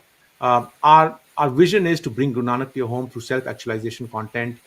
We will only focus on Guru Nanak. If I can achieve from 56 years to 61 years of age, just that vision, I think my life in terms of the dedication to Guru Nanak would be coming to a point where the energy starts now depleting. And we need to look at succession planning after that, 61 years onwards. We are offering contents free of charge. We are not boxing into us. As my breath starts finding its way to go elsewhere, the contents need to live on. The legacy needs to live on. And after 61 years of age, we will be looking at just finding the right place for this educational content for anyone and everyone to use. But my job is to create content. The next question came from Rav Johal, and this question, Amardeep Baiji, what was the most challenging part of the journey of creating this masterpiece of a docuseries? It's a hard question to answer. There are many challenges that one would encounter in doing such a project. Uh, but, but let me articulate in two or three boxes and then pick up what I think was the biggest one. The number one is, where do you start from? How do you do it? When in 2018, I mean, I used to think about it way back in 1900s, 2000. Why hasn't anyone done this? It took me time till actually the divine energies chose us to do this in 2018. And even at that time when we were putting it, I already had a spreadsheet of all the sites already plotted unconsciously, right? And narrative is the biggest challenge. Understanding the narrative, the allegoric messages behind it is the biggest challenge. You can do a narrative. A lot of, I'm sorry, I'm not trying to pinpoint out here, but a lot of people, when we start, we never did this narrative for 550th birth celebration of Guru Nanak. We never did it for that. We started in 2018 because my books, the mapping of the legacy, finished in 2018, and we just started this, and we knew this was going to take 4 to 5 years to do it. People thought we were doing it for 550th, and I said, I've never done it for 550th, right? Good narratives take time to do it. It's just some energy has chosen us. Maybe the 550th was the right place or time when people connected with us and they supported us, right? But a lot of people then took this concept in 550th year, tried to do the same stuff, right? But the thing that was missing there was that they were stuck with gurdwaras or a narrative which was in the Sikh domain, and they kind of were stuck with the sites and places which are gurdwara centric, and they could not get into the depths of the allegoric messages and the shabads and so on and so forth. That takes time. That's the biggest challenge, number one. If I was an academician, I would have said, probably this would have been my life. Probably I would have understood everything, but probably an academician does not have the ability of putting every resources together to do something beyond a book form to bring it to the masses, right? That's where the next challenge starts coming. When you start seeing that, you have done a self-study and come to this stage, you already have understood the narrative, and you're not trying to put it in a neutral manner to the world. How do you do it? How do you get into the places? How do you go into Afghanistan? How do you go into Pakistan beyond Nankana Sahib, Punjab Sahib? How will you get into Balochistan? How will you go into Hinglaj? How will you go into Afghanistan-Pakistan border? How will you go into Baltistan? How will you go into Makkah, Medina? How will you go into Tibet with cameras and drones to fly a drone over Kailash Mansarovar? Even in India, where the life is not a danger, the question really remains, go to Jagannath temple with so much of security. How are you going to actually do the videography? It's laden with challenges on the fieldwork. When National Geographic moves in, they go with a team of 20, 30 people of a crew, and they pre-plan all approvals, which is a very, very kind of a design thing. It takes time and energies. Here, 2 people are going on a stealth mission. We've done nothing. We've done nothing, I'll tell you. Because every stage we used to think, will this happen? We had no idea. It would happen. And we would say, will the next one happen? It would happen. So we thank the energies, we thank the people who embraced us. That was the biggest challenge. The unknowing energy inside you. I've come so deep inside. I've done 50% of the narrative. Will the next 5% happen? Or will this whole thing fall flat? And the last biggest challenge is financially. I mean, you got to feed people, you got to give salaries, you got to travel, you got to get into a flight, you got to go and sit down and do the entire narrative, you got to pay the editing costs, you got to do the color correction, you got to do the sound recordings. This is a $1 million project. People don't understand what it is. If National Geographic was doing it, this 24 episode documentary series, we were given an estimate. National Geographic said it cannot be done in today's world. Because how will you get inside Afghanistan? How will you get inside Iran? And you will go in, you'll only have a superficial kind of a thing. It cannot be done. But if they were to do it, they would take minimum 8 years to do it, because they have to understand the narrative first. And it's going to take minimum of $25 million to do it. We have done the entire 5 languages in $22.8 million. And in 3 years and 3 months, we had released the English version. By the time we close this project with 5 languages, our cost will be at $2.8 million with 5 languages offered. These are the 3 challenges. And now if I was to take which is the biggest challenge inside this, it's the narrative. It's the allegoric aspects. If I would have started this in 2018 to understand Guru Nanak, I can tell you I would have been still struggling to understand Guru Nanak. I wouldn't have done it. It was just a natural kind of a thing that since 17 years of age, something was just building up layers and it just happened. Sometimes it happens, every member in this team has been chosen to come together. I'll just give one interesting thing. We have never interviewed any single person in our team. Go into the documentary series website, look at our team. People doing such massive projects would interview every member. We have just taken this as a divine gift. Anyone who would get connected to us, On based on emotion, we would gauge it. No interviews, and everyone has played the beautiful role from Muslim to Hindu to Sikh. They played the role to create the series.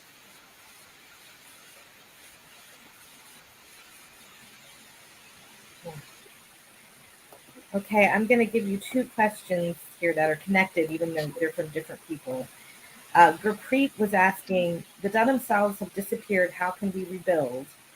And Jay asked, you mentioned briefly about the condition of the Gabora and the Sikhs in Afghanistan, but if you could elaborate a little bit on that. So, Sorry, how do we rebuild the Dunham sorry, cells and what's happening? Egunkar, you'll have to repeat that. For a moment, there was a break on my side. I couldn't hear the questions properly. Okay.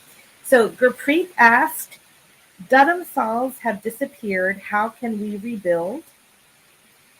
And Jay asked, if may I know the condition of the Gabora and Sikhs in Afghanistan? Okay, dharamshalas have disappeared. If you're anchoring on the physical aspect, lot has disappeared, lot has changed. Lot has changed from a very Puritan concept to materialistic footprints of gold, marble, everything is materialistic nowadays, right? You want to create a dharamsal, create it in your mind, create it in your heart. That's the only dharamsal you can control. I am not a politician. I am not here to try and change the entire world. If I can, in my journey, or we as a team can understand what essentially is the message. You've created a dharamsal inside your mind, right? Inside your heart, you've created it. You will influence maybe one or two more people. That's the dharamsal, the virtual dharamsal you live in. And our vision to bring Guru Nanak to the homes of the people in the next 5-year project is essentially aimed at that. Ghar Ghar Dharamsal. You heard that Bhai Mardana's descendant actually singing, right? When Guru Nanak was in his time, they're saying that Bhai Gurdas writes, his message was a dharamsal in every home. That's the dharamsal we need to go back and create. Physical bodies are just mere institutions to create a purpose to actually bring together. COVID changed it. You think we would be actually having this conversation here on this? You would probably, Ekamkar, be inviting me to your place to say, Amardeep, come and present to our groups out here. It would cost so much, right? So here, the dharamsals created out here in the virtual domain, right? Let's create the dharamsals in our mind, right? I think that's what the message of Guru Nanak is, right? The next question is about the situation of Sikhs in Afghanistan. I will request you to go and see the episode 22, Guru Nanak's journey through Afghanistan. I have touched that. But there are only 150 people left there. So in the interest of time, I'll not get into details because I've given that information. So you get inside the series, do your homework and go and see the series. You'll find all the answers. Episode 22. Episode 22 is Guru Nanak's journey through Afghanistan. And, in the same vein, Tajinder is asking, how can we help save the musicians? It's heartbreaking seeing, what's happened there. I don't know the answers. I don't know. We are living in a world whereby there is so much of negativity overwhelming, and this world is not different. This world has always been the same. Negativity and positives have coexisted. Social media has only expanded, accelerated the entire thing. But there's negativity is overflowing at this point of time. All I know is we are doing our humble efforts to bring in some positivity to counterbalance that energy. We don't know the great grand plan of the creator or the divinity that has made us all interconnected. Which of these forces will prevail and which of these forces will take us in which direction of destruction or recreation? I have no idea. But all I know is creation and destruction is a part of the game plan of the divinity. We have touched this in episode number 5 through a Shabad of Guru Nanak. He's going through the Uttarakhand. I'm reflecting on that Shabad, and Salima Khwaja's voice sings that the lines of Guru Nanak. We are reflecting. You have to accept the fact creation and destruction are coexisting. What you are trying to protect today, do your best to protect it, right? But if it gets destructed, it's a part of the game plan. I mean, something else will emerge from it. I mean, it's happened. We are not experiencing anything new. We can only try and do our humble attempt to kind of improve ourselves. And that's what this docuseries is about. We are happy that so many people from other faiths are seeing it. And so many people from other faiths, when they write to us, In fact, I'm kind of a bit disappointed with our own community because they are not spending that much of time. But there are others who are spending, Muslims, Hindus, Caucasians, and they're writing to us. And I'm saying, you know what? You guys are understanding. Sometimes it says, in Punjabi, they say, Kardi Murgi Dal Barabar, it's like, lentils, which is perceived to be not a great food as compared to chicken dish. When it's a home cooked chicken kind of a thing, right? You lose the essence of, uh, the fact that it becomes as good as just a lentil, right? Because when things are right behind you and you're doing it for your own people, they don't understand the value. The others understand the value. So I think I don't have the answer to that. I'm just doing what I have to do. I mean, I'm 56 and I look at my benchmark is Guru Nanak. He lived 70 years. I've got probably, if that's the benchmark, I've got 14 years left. I've got a 5-year vision. I've got after that 9 years left. I better figure out a succession plan after that. That's it. I'm not going to keep breathing at the same energy. Accept it and move on. Whether I can change the world, I don't know.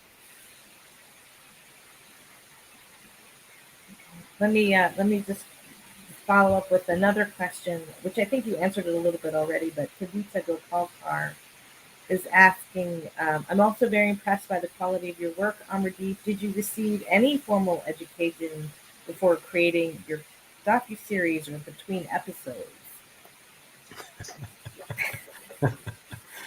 When I was in the corporate world, I used to jokingly say to my corporate career was so checkered. I did engineering and I fell into sales, right? I I did my something else and I fell into analytical side. I didn't study any analytics, right? I did my engineering. I went into creative pursuits. I used to call myself when I was leading the region for the revenue management for American Express. Sometimes in the lighter moments, I used to say, I'm not the head of Asia Pacific for revenue management. I'm the head plumber at American Express, right? Because you fit me where the nut has to be tightened. I just find a space to do that tightening, right? So, no, to answer your question, I know I've not had any fan making experiences, right? I've never written a book before, but we did 2 books, right? I had never done photography, but photography came to a certain level very fast, which you can find through articles. I have delved about a lot of time into understanding musicology. I mean, I cannot, I still croak. I still croak. I cannot sing, but I can tell you the nuts and bolts of the Indian musicology and the rags of the Indian system. I have read Guru Granth Sahib a few times. I am not a person. I'll not miss one once. I don't follow the reading of the Guru Granth Sahib every day. To me, there's so much more to be done. I live the life, right? But I've read it end to end a few times, right? But I've read it with attention. Goes back to the point. Why do you need formal education? Create your passions. Don't follow your passions. When you create a passion, that itself is education, right? You self-educate yourself. Bhupenderji, I see you have your hand up, but I don't think there's a way for us to hear you. Can you type your question in the chat? Is that possible? And that'll probably be our last question. And while we're waiting for Bhupinder to do that, I just want to really, it is such a short time, life. When you look at what Guru Nanak did over 70 years, it's really profound. And just the act of, Amardeep Singh Ji, you creating your passion and remembering for yourself. I mean, ultimately, you are remembering for you, and then you're sharing your memory, and then we all get to hold that memory and maybe be handed on to someone else. And for me, one of the sadness of the Sikh tradition is we never quite really established. We've got 500 years of history just with the gurus, or just since Guru Nanak, since Guru Nanak, 555 years. We don't have our universities with generations of research and scholarship, and so it's this journey of having to remember in every generation and pass it on. And I just want to really appreciate my own gratitude and the way you've inspired me personally with the work you've done. Thank It's you, been Rinka. very meaningful for Appreciate me, that. and I want to say thank you for that. So let's see. I think that if there, maybe you can share. People can email SeekNet. We're happy to forward additional email. We can forward questions to Amardeep if you have more. We'll send them to SeekNet and then we'll forward them on. And I want to just appreciate everyone who stayed with us. Can I just And take? Can I just? Yeah. to broaden Nikokar, this I just personally and want to take the just last question from Inderjeet Kaur, which has come in, because it's please. important from a messaging perspective, right? She's asking, your focus is Guru Nanak. What about the other nine gurus? What relevance do you give them?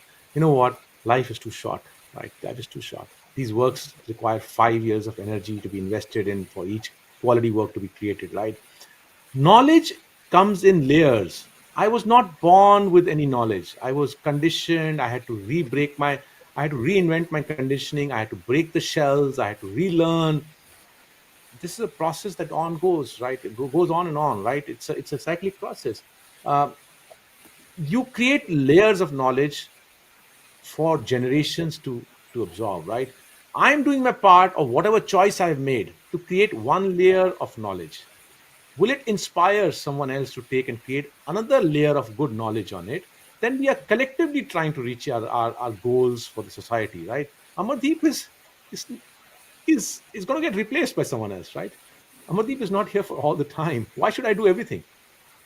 Whatever my heart is, whatever my heart says, I pick up that. I don't ask people to tell me projects. I go and say, I need to do this project. Are there like-minded people who will support me? And if they find what I've done in the past and what my next vision is, I also say, to the extent that I don't decide my visions. The visions come from some divine power, and the divine power enables and finds the actually people who will support it, and that's how then the doors get open and we do it.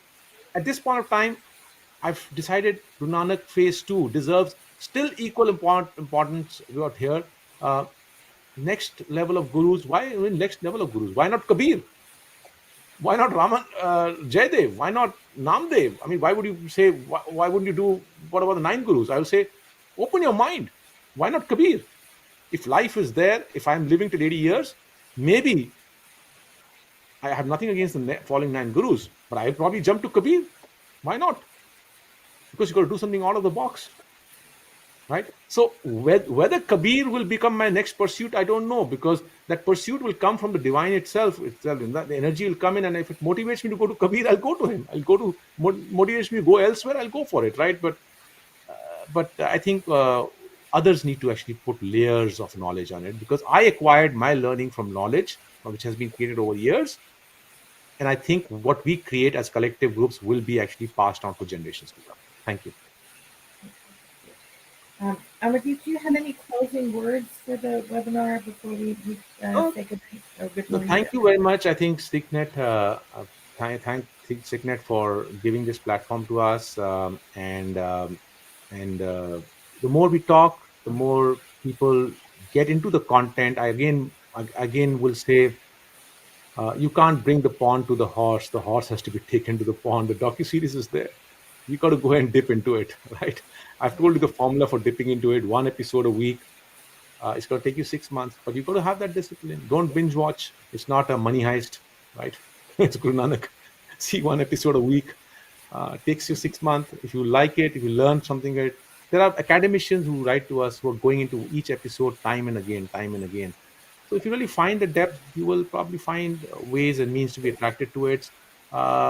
I just want to end. Someone asked out here, Shahbaz, what are your next projects? Please go to the Guru Nanak website. If you go to the donate button, you'll see all the projects are listed there.